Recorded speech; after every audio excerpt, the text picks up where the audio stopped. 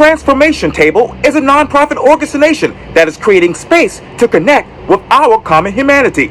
I talk one-on-one with the founder and CEO of this nonprofit, Tina Singleton, for this edition of Quintin's Close-Ups. And if you haven't already, subscribe to my YouTube channel and like Quintin's Close-Ups on Facebook.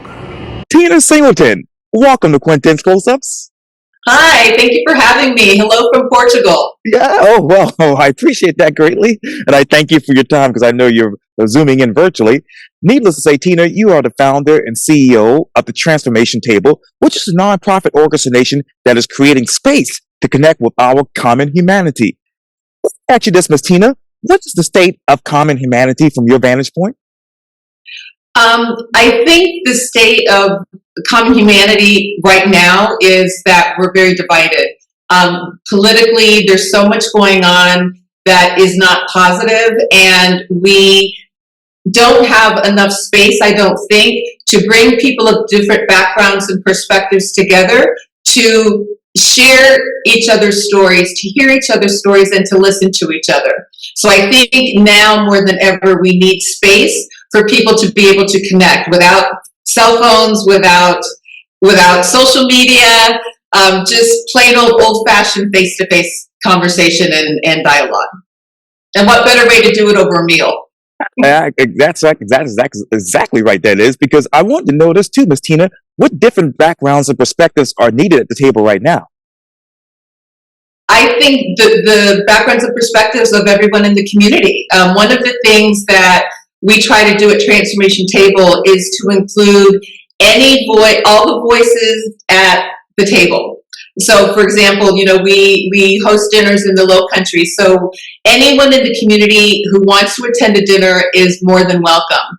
And the way that we are doing that since we relaunched in March of 2023 at the Charleston Wine and Food Festival.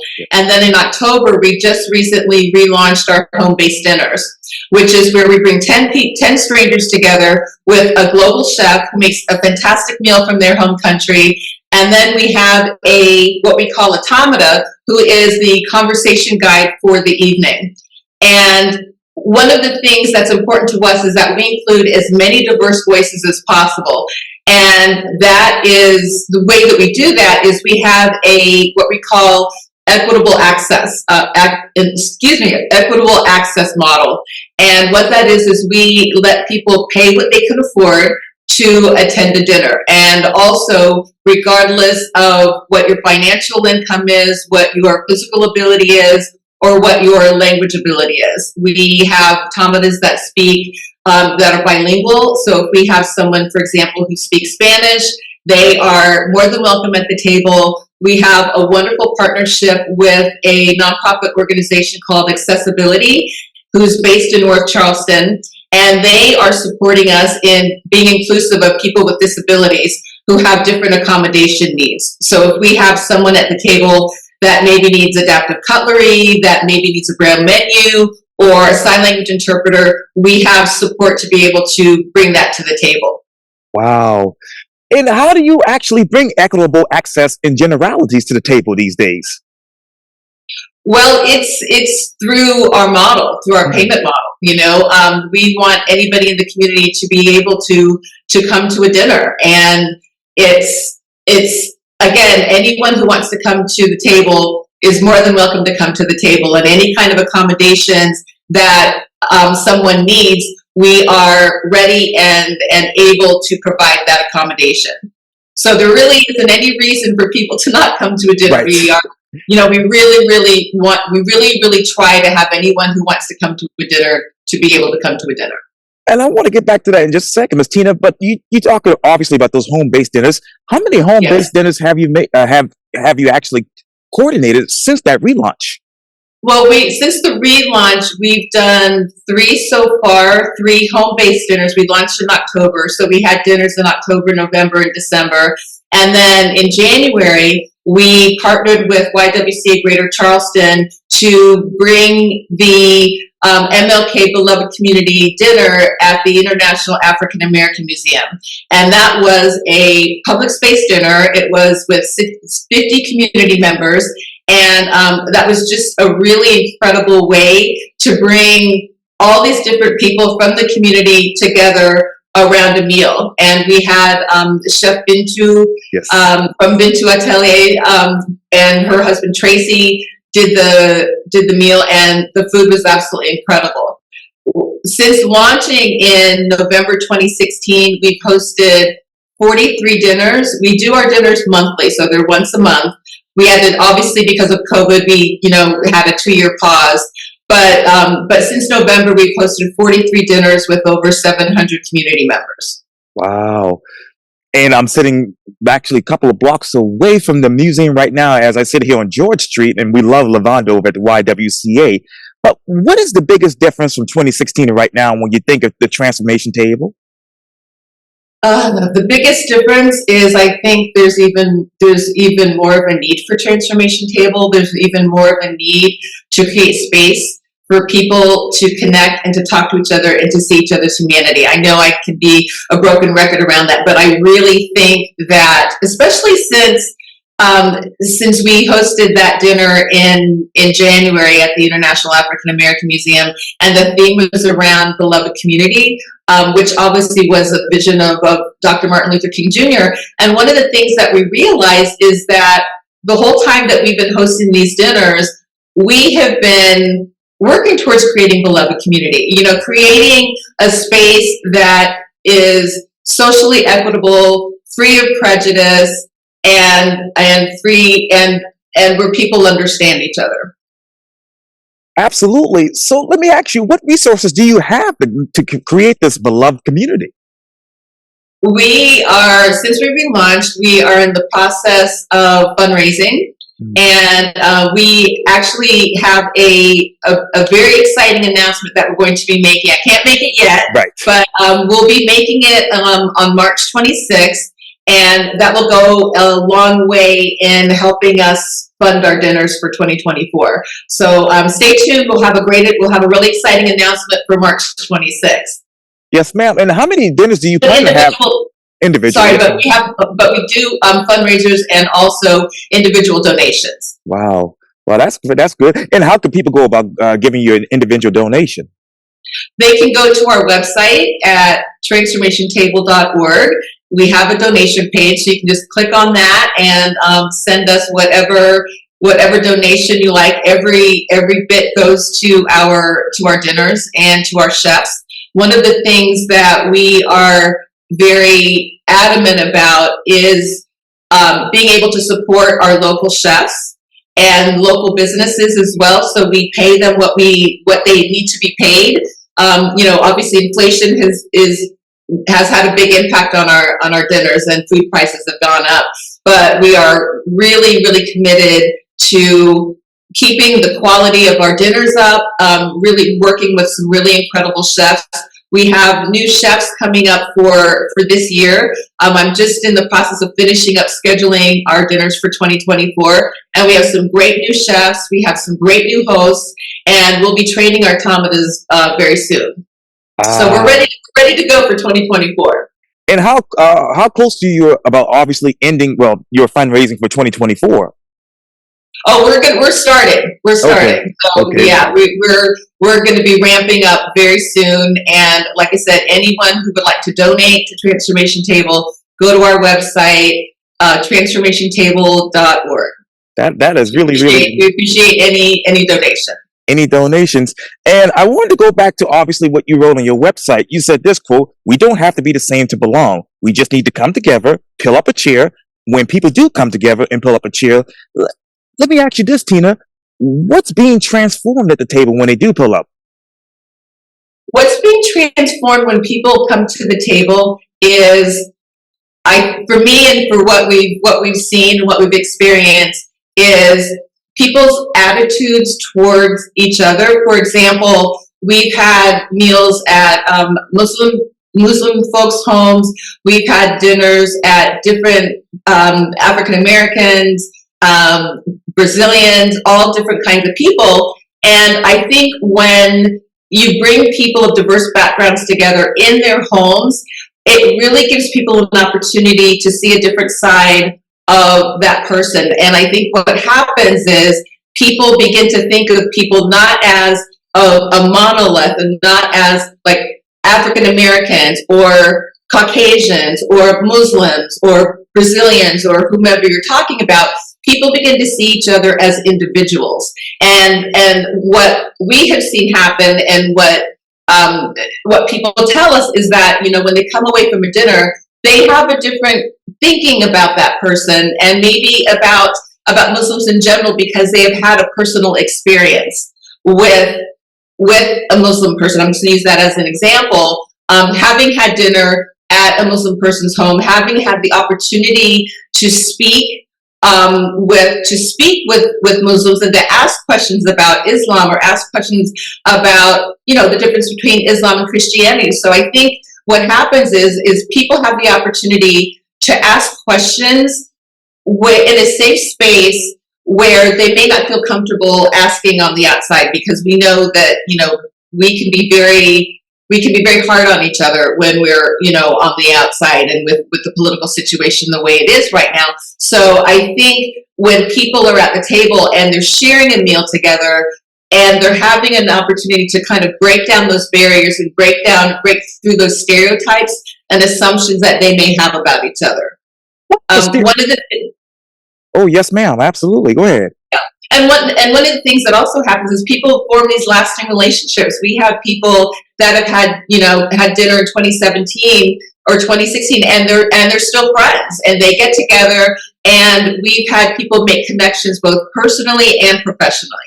So it's a mix of all of that. And I think that with each person that comes in contact with another community member, that makes the community that much stronger. Absolutely. And what stereotypes have been broken at the table? I would say, well, one is definitely around religion. You know, like I said, we've had dinners at Muslim families' homes, and that's been a real opportunity for people to learn more about religion. We've had dinner at Jewish people's homes, and they've learned about the history of the Jewish community in Charleston.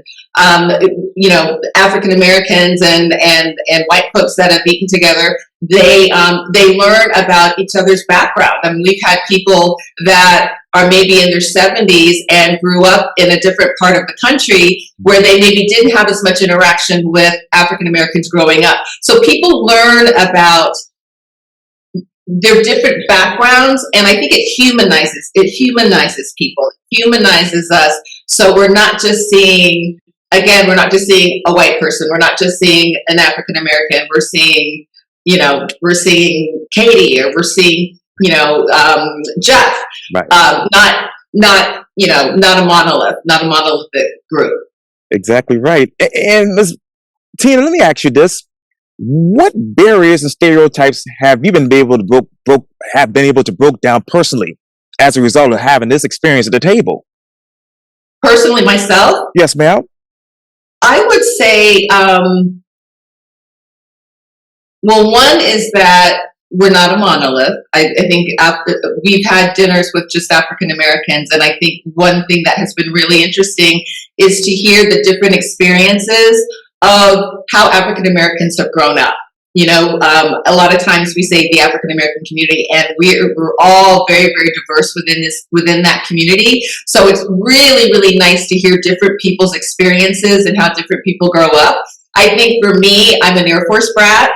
So I moved around a lot in a lot of different communities, and I hadn't had the opportunity, even though my parents are from Sumter, you know, we would come to Sumter every summer and visit relatives, but I never lived in the South per se, like I lived in Charleston for 6 years. So for me, it really gave me an opportunity to learn more about being in the South and people and Southerners in Charleston. So it's also, I think, helped me think differently about Southerners, about being in the South. So for me, it's just opened me up as well. And it's also made me realize and understand that I still have my own work to do. I am hardly hardly perfect. And I think it's a very conscious decision for all of us to be willing to sit and listen to each other. And I think for me, I've learned to be a better listener. I've learned to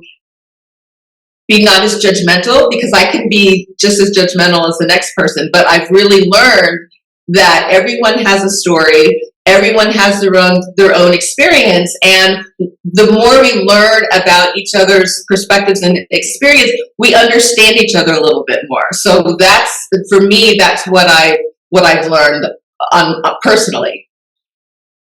How transformative is Charleston these days? That's a very good question. I think we still have work to do. I would like to think there's so many organizations that are doing amazing work, and I think the work that every organization does will only add to strengthening our communities. Wow, that's really amazing. You talk obviously about more work to do. So let me ask you this, Miss Tina, what more questions do you have about these different cultures and the stereotypes? The questions that I have, I think that what we want to, especially with, we have these conflicts that are going on, and there's a lot of conflicts that are happening around the world. We have, what's happening in Gaza. There are, what's happening in Afghanistan, Ukraine. There's and numerous other conflicts that are happening around the world that we don't necessarily know about. And I think the more that we take the time to learn about the people in these different countries, and maybe you learned that through food, maybe you learned that through, going to an event that highlights that. But I think that the more that we expose ourselves to other cultures and other people, we'll have a better understanding of where they come from. To me, it's distressing that we're not, there's so much happening that we're not seeing people as human beings. And I think once we dehumanize each other, then it's much easier for us to maybe not pay as much attention to what's happening in the world, because we're so far away from it and it doesn't affect us. I know there's protests and things going on, and I think everybody's voice needs to be heard, and I think that's a good thing. I think we need to respect each other's opinions, and if you're on different sides of the fence, I think where there's opportunity to be able to hear each other out, I think that's what we need to do. It's not always easy. It's not an easy thing to do, but I think there's so much dehumanization that happens in the world that we really need to be conscious and make a conscious decision, each one of us, to not do that, and to see each person for who they are as an individual, and to possibly learn their story. What story at the Transformation Table have actually changed you personally?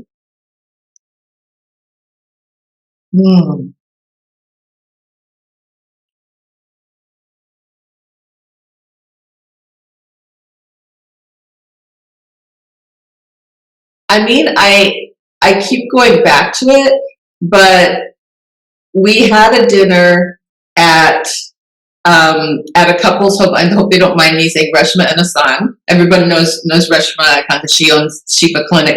Right.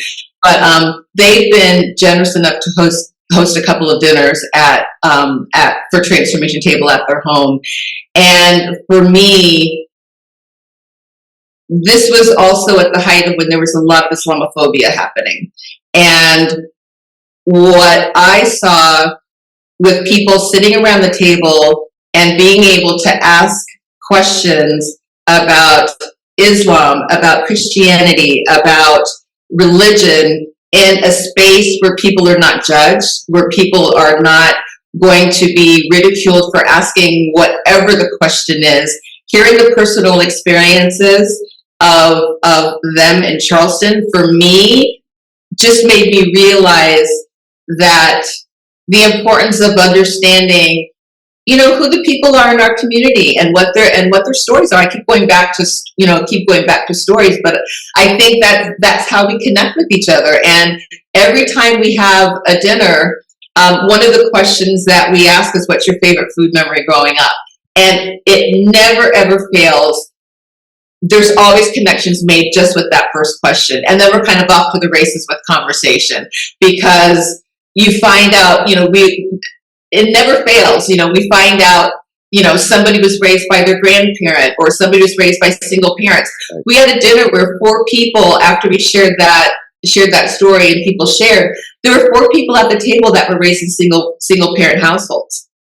And so that's a connection right there. So just asking a simple question can just, get that, make that connection, and then you're kind of off to the races with the rest of the conversation.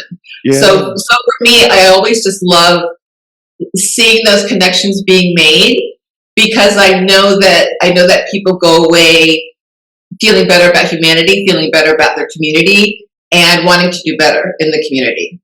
And growing up here in Charleston in the 90s, I loved growing up on, obviously, llama beans and rice. That's what was my favorite plate, still is to this day. Who did the cooking in your house? It was mom and stepdad. Uh-huh. Mom and stepdad, because I don't cook to this day. Don't know how to, so I just leave it to them. That's great. But I'll bet you, if you came to, and you have to come to a dinner, by the way, love to have you. But I bet you, someone would be able to relate to that, relate to the lima beans and rice, Absolutely. or where you grew up. So, those the connections are there. We just have to take the time to find them and to connect them. What else do you want to connect to next with the Transformation Table? Well, we've had a lot of interest in expanding to other communities outside of South Carolina.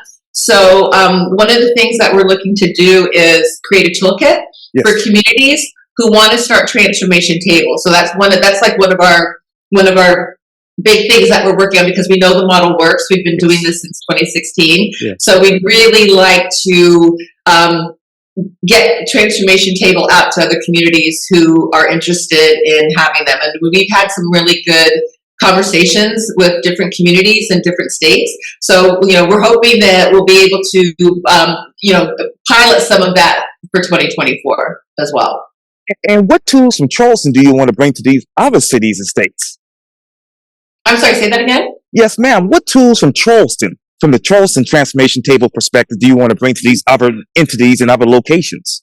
Okay. Well, since Transformation Table started, when I used to work in international development, so I lived in Afghanistan before I came to Charleston, and that's where the idea of Transformation Table started, because I was hosting these little 10-person lunches, because I planted a garden in my compound and planted way too much, didn't know what to do with the food, so I started having these lunches. And at the same time, I was also going to different community Afghans' homes, and it was through that experience that I learned how easy it is to bring people together around food. So when I came to Charleston, and it was, coming up on the 1-year anniversary of the mass shooting at Mother Emanuel, Bernice King, I was at the Gilliard Center, and Bernice King issued that challenge to the Charleston community and said, Charleston, if you're serious about change, you have to find ways to love and understand each other despite your differences.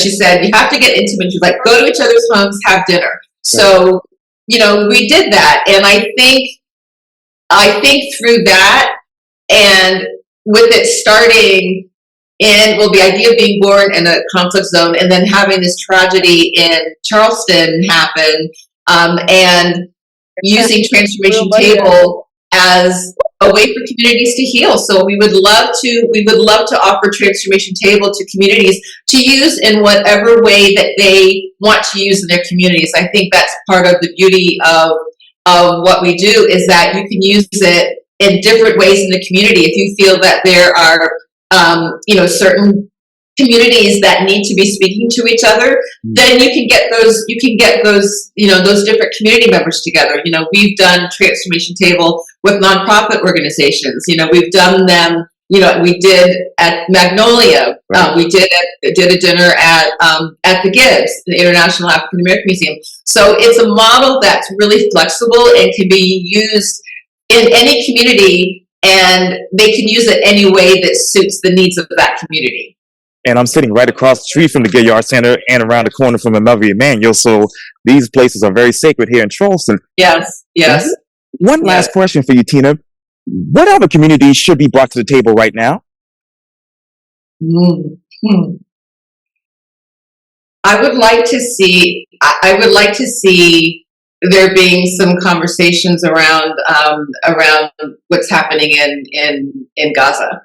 I think if there were some conversations between people that have concerns around Gaza, I think that would be a really good thing.